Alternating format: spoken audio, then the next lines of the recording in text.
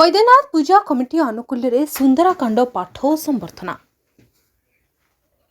बुधवार महाशिवरात्रि पालित होती उपलक्षे बड़चना ब्लॉक बालीचंद्रपुर निकट कुसुपुर श्री बैद्यनाथ पूजा कमिटी अनुकूल नाम यज्ञ नगर कीर्तन भजन समारोह सुंदराकांड पठन अनुष्ठित होता।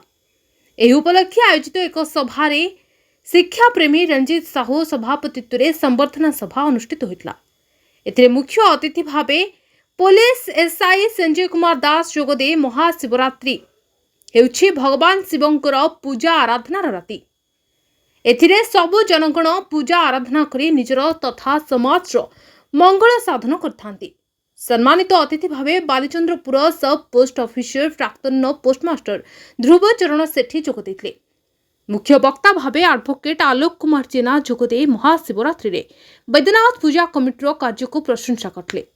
अन्यतम अतिथि भावे कवि रामचंद्र शतपथी, युवा समाजसेवी दिलीप कुमार सेठ, कवि परमानंद महांती, नृसिंहचरण पृष्टि प्रमुख जोगदेइथिले।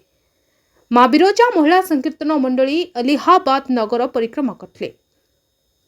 संध्यारे त्रिलोचन नायक तत्वावधान रे आखपाख अंचल कंठशिल्पी माने सुंदराकांड पठन करथिले।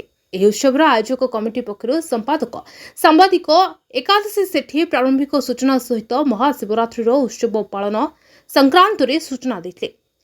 ଉତ୍ସବ ପରିଚାଳନାରେ ଅଚ୍ୟୁତ ପରମାଣିକ, ରମେଶ ପରମାଣିକ, ରବୀନ୍ଦ୍ର ସାହୁ, ବଟ୍ଟ ପରମାଣିକ, ବୀରକିଶୋର ପରମାଣିକ ଓ କୁସୁପୁର ଗ୍ରାମବାସୀମାନେ ସମ୍ପୂର୍ଣ୍ଣ ସହଯୋଗ କରିଥିଲେ। ଏହି କାର୍ଯ୍ୟକ୍ରମରେ କୀର୍ତ୍ତନ ମଣ୍ଡଳୀ ଓ ଆଞ୍ଚଳିକ କଣ୍ଠଶିଳ୍ପୀ ଓ ବହୁ ପ୍ରତିଭାଧର ବ୍ୟକ୍ତି ବିଶେଷକୁ सम्मान पत्र उत्तरीय एवं मेडाल दे सम्मानित करा।